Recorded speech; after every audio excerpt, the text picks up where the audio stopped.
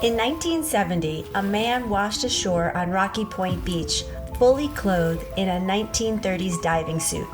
No ID, no oxygen tank, only a weighted belt and the sharp smell of rusted seawater.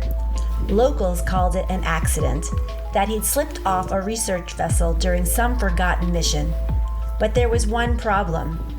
No vessels had reported a missing crew member, and the suit he wore had been locked in the local maritime museum since 1952.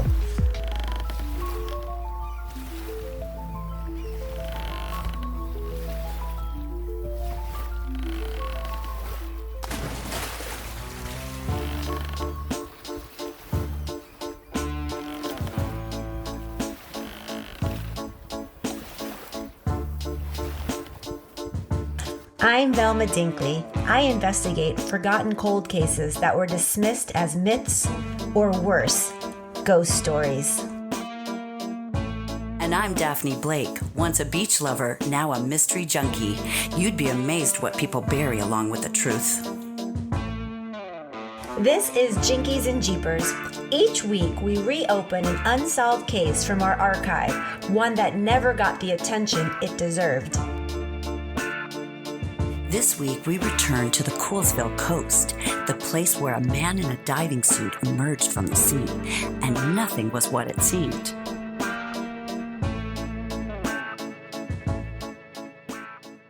Coolsville Courier, international or domestic. Packages arrive on time, every time. No questions asked. Whether it's a birthday gift or something you'd rather not explain, they deliver. Quietly, contact Coolsville Courier today.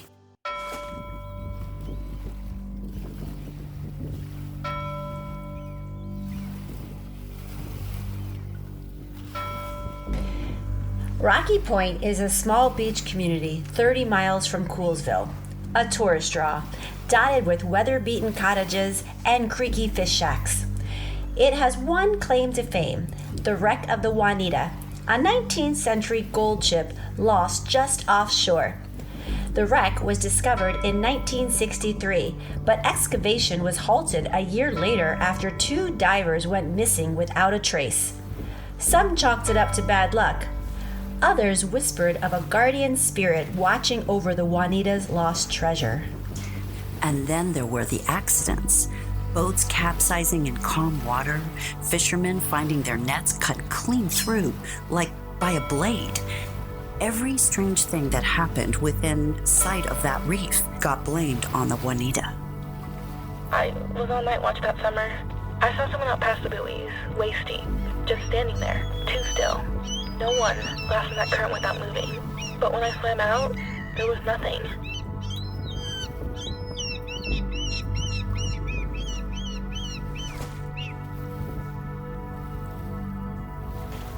By the time the town closed the beach, the legend had grown teeth.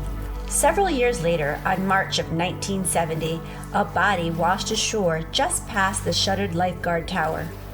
Male, approximately 50 years old. No wallet, no shoes, dressed in a World War era deep diving suit. The helmet had no attached air hose. And no one reported him missing? No, that was the strangest part. No alerts from the Coast Guard, no entries in the ship logs, no diving charters gone wrong. But within 48 hours, the sighting started. Fishermen claimed to see someone in the water, walking, lights under the surface, a heavy dark figure pacing in the shallows at night. All right, folks, listen up. If you see the diver, keep your distance. Don't try to help. Don't try to follow. The town called it a haunting. We didn't know what it was. We just knew someone had died. I think that was the first time we investigated a death. Yes, it was, Daph. That was the first time.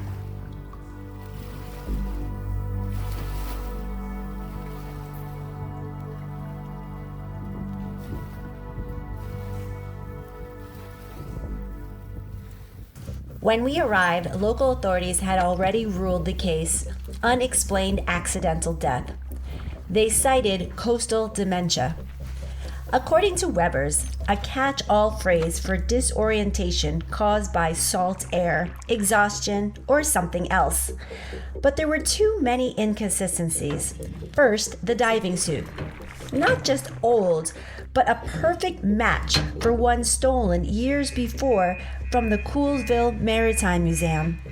The theft had never been solved. And then there was the body itself. No bloating, no fish activity.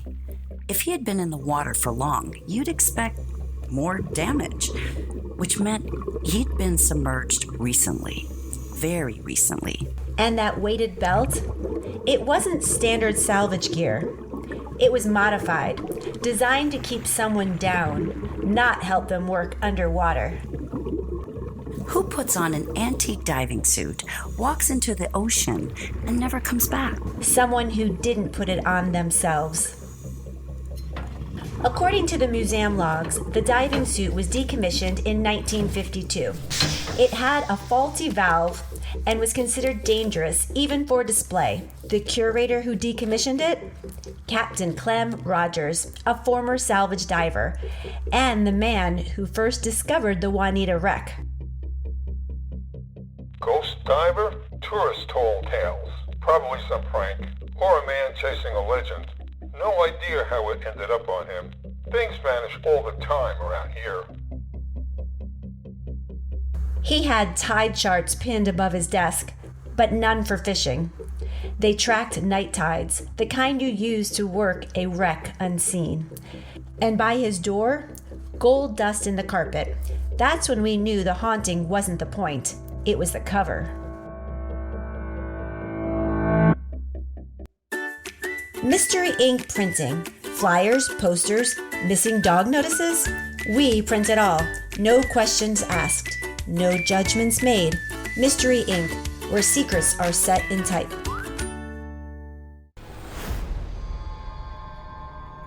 The gold dust was the break we needed. Not pirate gold. Real sediment scraped from a shipwreck's hull. You can tell by the color and the smell.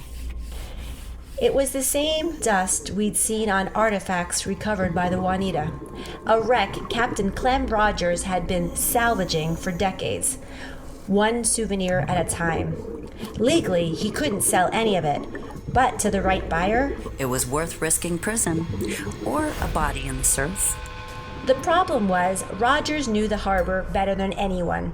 He could have dropped the suit anywhere, anytime, and the currents would have moved it miles away. We needed proof he'd put it on the victim. So we did something we'd never done before. We set a trap. We planted a decoy artifact, a gold-plated compass from the museum's archive at the edge of the Juanita wreck. We marked it with a chemical dye, invisible in daylight, glowing under a blacklight. All we had to do was wait. And at 2:17 a.m., Rogers showed up in a skiff. No dive buddy, no lights. Just him and an antique suit, patched to work for one more dive. We followed him to his workshop. That's where the real story came out. He denied everything at first, but then the evidence piled up. The dyed compass in his locker, gloves stained with the same residue, and his logbook filled with nighttime excursions and payments from untraceable sources. Finally, he broke. I'm trying to protect what's mine. This town's history, the wreck, the treasure no one else has the guts to claim. You think I wanted anyone else to get rich? No way. There was no ghost. There was no haunting. There was a cover-up, weighted, sunk, and dragged to the surface. Rogers had used the suit to stage a supernatural scare while illegally recovering gold from a federally protected wreck. The diver's death was ruled accidental, but we know better. Shaggy Sandwich Shack, mile-high hoagies, mystery melts, and snacks so big they might need their own zip code. Eat big, live groovy, Shaggy Sandwich Shack.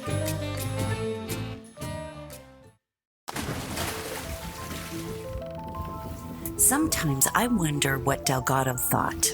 Those last moments. He was trapped in a suit that wasn't his, wearing someone else's ghost. He wasn't the only one who vanished. Rogers disappeared 2 months after the report leaked. No charges, no statements, just gone. The story lived on, though. People still say that they see the diver out there pacing the reef, staring back through the glass. But I don't think that it's him they're seeing. I think it's what they buried. Next week, a will, a storm, and a haunted mansion where no one was supposed to survive the night. Trust me, it's not the ghost you should be afraid of. It's the heirs. If you had your own encounter at Rocky Point or have a theory about the ghost diver, send us a comment on Substack. And if you haven't already, like and subscribe. It helps others to find the truth. This has been Jinkies and Jeepers, True Cartoon Crimes Unmasked.